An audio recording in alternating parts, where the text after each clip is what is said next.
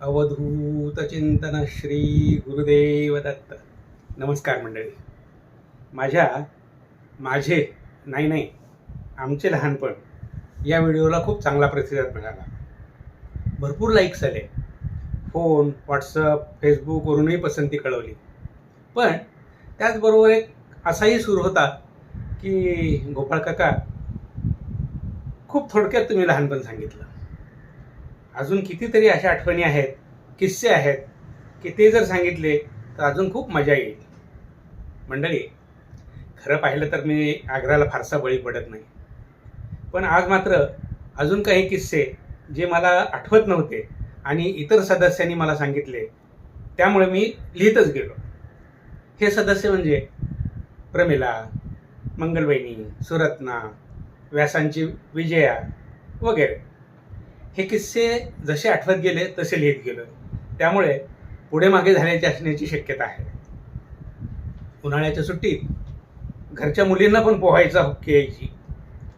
पण 30 फूट खोल विहिरीत कोण उतरणार? कुणीच धाडस करत नव्हतं. अशा वेळी मायभटेच्या गुरुजींच्या विहिरीवर रहाट चालू असायचं. तिथे एक मोठा हौद होता. त्या हौदात डुंबून पोरी आपल्या हौस पूर्ण करून घ्यायच्या. आता वाशीच्या पत्र्याचे शेड आणि कुडाच्या भिंती असलेल्या थिएटरमध्ये सिनेमा पाहण्याची मजा काहीतरी औरच होती. घरून मोठे पोते किंवा सतरंजी बसण्यासाठी घेऊन जात असू. 3-4 वेळा ती फिल्म जरूर तुटायची. कधी तर आधीचा भाग नंतर दाखवायचे व नंतरचा भाग आधी दाखवायचे व शेवटचा भाग आधी दाखवला जायचा. मग आरडाओरडा, शिट्ट्या, गोंधळ व्हायचा. ती मजा औरच होती. रामकुंडची जत्रा आम्हा मुलांना पर्वणी असायची. 3-4 बैलगाड्यातून आम्ही सकाळीच रामकुंडला जात असू. देवीचं दर्शन घेऊन बाजारात फिरायला बाहेर पडत असू. मोठे झुले, लहान पाळणे, फुगे, बर्फाचे गोळे, गोटीचा सोडा. आठवतं का गोटीचा सोडा तुम्हाला? तर गोटीचा सोडा, असे भरपूर स्टॉल असायचे. एकदा मी येरमाळ्याच्या एडाई देवीच्या जत्रेला पण गेलो होतो. तेरला गोरोबा काकांचा म्हणजे गोरा कुंभाराच्या जत्रा पण मोठी असायची. 15 दिवस तमाशाचे फड लागायचे. 2-3 टुरिंग टॉकीज झालेल्या असायच्या. दररोज 4-4 खेळ चालायचे. एका टॉकीजमध्ये रामराज्य सिनेमा चाललेला असेल तर दुसरीकडे सांगते ऐका चाललेला असायचा. एकीकडे राम वनवासाला निघाल्याची गाणी चालू असायचे तर दुसरीकडे फक्कड लावणी चालू असायची. आपला विकास व्यास लहानपणापासून टुरिंग टॉकीजचं आकर्षण होतं. बरेच सिनेमा त्याने कनातीतून हळूहळू डोकावून पाहिलेले आहेत. त्यामुळेच कदाचित मोठेपणी सुद्धा तो या व्यवसायात काम करत होता. वाढदिवस वगैरे प्रकार आमच्या वेळी साजरे होत नसत. नशिबाने माझा वाढदिवस महालक्ष्मीच्या दिवसात असल्यामुळे घरात 5 प्रकारचे मिष्टान्न जरूर असायचे. पु ल देशपांड्यांनी सांगितल्याप्रमाणे घोडा 8 वर्षाचा झालाय अजून लोळतोय, किंवा 10 वर्षाचा झाला पण अक्कल कधी येणार रे तुला, अशा वाक्यामुळे आमचे वय कळायचे. परीक्षेचा निकाल लागल्यावर दादा, अण्णा किंवा कुणीतरी काय पास झाला ना असं विचारायचे. पर्सेंटेज किती, कुठला क्लास मिळाला, अशी फालतू चौकशी करत नसत. विठ्ठल मंदिरात आई कधी कीर्तनाला, भजनाला वगैरे जात असे. तिची एक मैत्रीण होती, तिचं नाव सोनारीन मावशी होत्या. त्या चांगल्या नकला करायच्या. आरतीच्या वेळेला मी आणि भालचंद्र दोघे हजर असायचो, कारण गुळ शेंगदाण्याचा प्रसाद मिळायचा. आम्हाला पाहताच सोनारीन मावशी आईला म्हणायच्या, विठाबाई आले ग तुझे षडानन गजानन. त्यावेळी गजानन मला माहीत होता, पण षडानन नव्हता माहीत. नंतर कळाले षडानन हे गजाननांचे भाऊ म्हणजे कार्तिक स्वामी होते. आता आंब्याचा रस काढताना आमचे अण्णा सुपरविजन करायचे. कोईला किंवा सालीला कुठे रस राहिला असेल तर नीट पिण्याच्या सूचना द्यायचे. घरात हजारोने आंबे असायचे, पण त्यांची नजर बरोबर नासक्या आंब्यावर पडायची. ते शोधून काढायचे आणि त्या आंब्याचा चांगला भाग काढून ते खात असत. त्यामुळे कधी आम्ही अण्णा यायच्या आतच नासके आंबे बाजूला काढून ठेवत असू. एकदा अण्णा काहीतरी कामासाठी भूमला गेले होते. आम्ही त्या दिवशी निरसा रस करायचा ठरवला. आता निरसा रस म्हणजे तुम्हाला आठवतंय का? त्याच्यामध्ये पाणी किंवा दूध काही घालायचं नाही. एक डबा भरून महिला मंडळासाठी बाजूला ठेवला. विजया व्यास त्यावेळी 7-8 वर्षाची असेल. तिच्या हातात तो डबा देऊन आत नेण्यास सांगितले. ती त्या ओझ्याने अडखळली आणि डबा खाली पडला. बराचसा रस वाया गेला. ती खूप घाबरली, रडायला लागली. पण आम्ही तिला पुन्हा रस काढून आम्ही सर्वांनी एन्जॉय केलं. आता मॅट्रिकपर्यंत मला कधीच नवीन पुस्तक मिळालं नाही किंवा वह्या मिळाल्या नाही. दुसऱ्या मुलांच्या दप्तरामध्ये नवी कोरी पुस्तकं असायची. माझ्या दप्तरात मात्र जुनीच पुस्तकं असायची. ती सुद्धा फाटलेली असल्यामुळे पुठ्ठा घातलेली किंवा क्वचित प्रसंगी बाइंड केलेली असायची. पाठोपाठची मुले घरात असल्यामुळे बापूची पुस्तके कमलला, तर पुढल्या वर्षी कमलची पुस्तके भालचंद्रला, भालचंद्रची पुस्तके मला किंवा विमलला अशी वापरावी लागत असत. अशा पुस्तकाची मागची पुढची 1-2 पाने ऑलरेडी गेलेली असायची, तर एखादं पान मागे पुढे झालेलं असायचं. इतिहासाच्या पुस्तकात राजांचा अभिषेकाचं पान आधी असायचं, तर जन्माचं पान नंतर असायचं. असो गेले ते दिवस. एका सुट्टीत काहीतरी क्षुल्लक कारणामुळे मायभटे गुरुजींनी भालचंद्रच्या थोबाडीत मारली. त्याचा गाल चांगलाच लाल झाला. तो रडत घरी आला. दारातच तात्या म्हणजे पप्पा उभे होते. भालचंद्रने सर्व हकीकत त्यांना सांगितली. अण्णा दादा काहीतरी सांगण्याच्या आतच पप्पांनी आवट्यांचं घर गाठलं आणि मायभटे गुरुजींना त्यांच्याच भाषेत उत्तर दिलं आणि 5 मिनिटात परत पण आले. हे सर्व कळताच सर्वजण एकदम अवाक होऊन गेले. त्यामुळे पप्पांशी सहजासहजी कोणी पंगा घेत नसत. लग्न झाल्यावर सुद्धा मंगला वहिनींना इतर जावांनी सांगितलं, खूप रागीट आहे तुझा नवरा, जरा जपून. ओठावर आलेला जमदग्नी शब्द त्यांनी बहुतेक गिळून टाकला असा. पण मंडळी, एक निश्चित होतं, पप्पांना जसा राग लवकर यायचा तसाच तो लवकर शांतही व्हायचा. मंडळी, आज वटपौर्णिमा. या दिवसाची एक आठवण माझी कायमच्या मनात कोरली गेलेली आहे.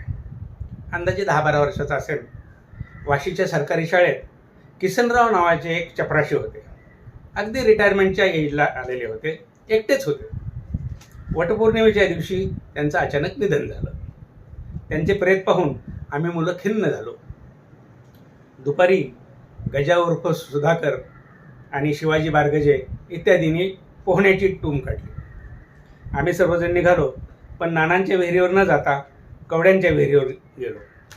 भरपूर पाणी पाहून सर्वांनी दनादन उड्या मारल्या.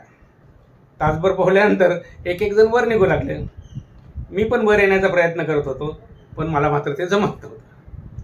त्यावेळी लक्षात आलं की विहिरीचा अर्धा भाग वरचा जो अर्धा भाग आहे तो चिरेबंदी दगडाने बांधला होता.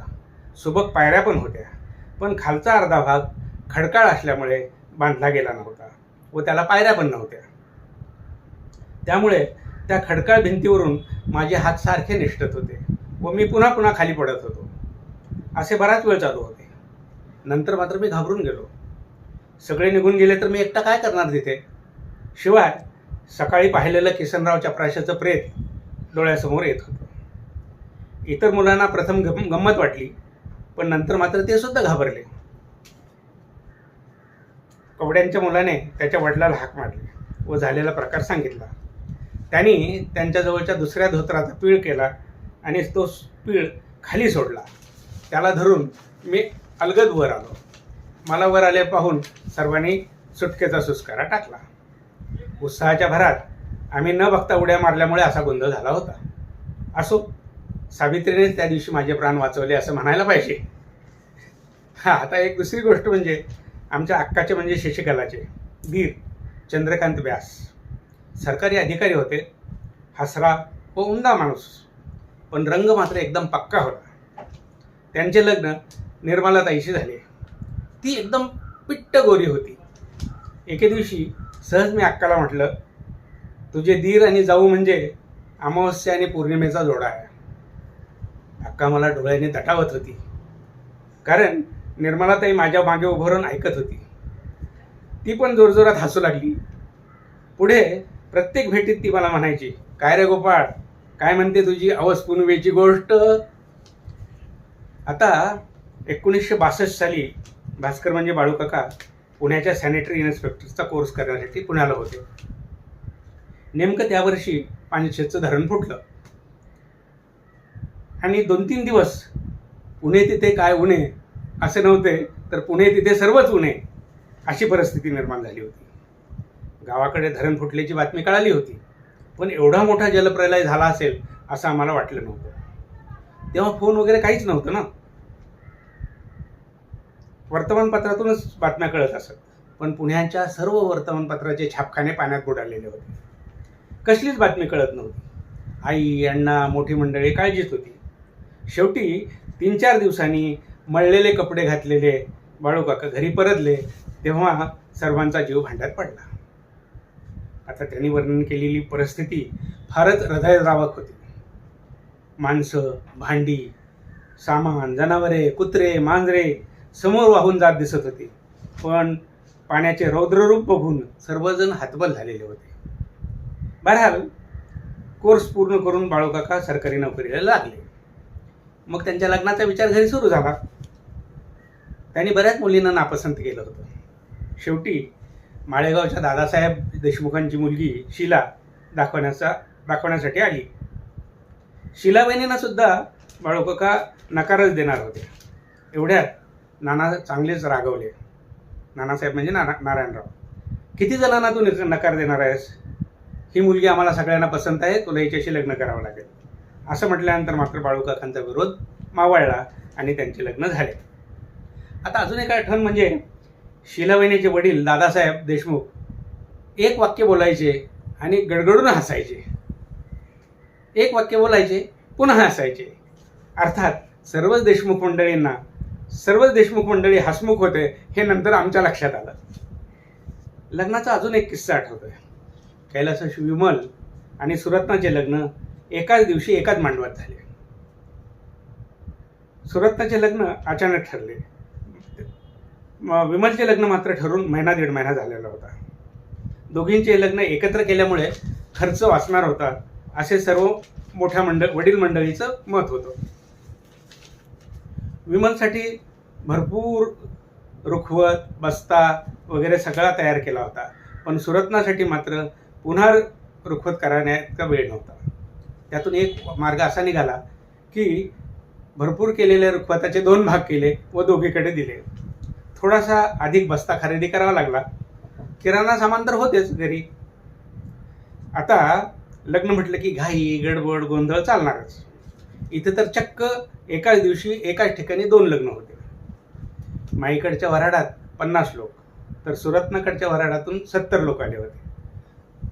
घरची मंडळी, नातेवाईक, सोयरे, गावातले निमंत्रित असे सर्व 450-500 मंडळी जमा झालेली होती. 52 वर्षापूर्वी वाशीला ना मंगल कार्यालय होतं ना मॅरेज हॉल होता. अंगणातच मंडप घालून बाहुले उभा केले होते. तयारीचं म्हणाल तर एक ग्रुप स्वयंपाकांना मदत करत होता. कुणी पत्रावळी द्रोण आणण्यासाठी गेलं होतं, तर कुणी अक्षदा वाटत होते.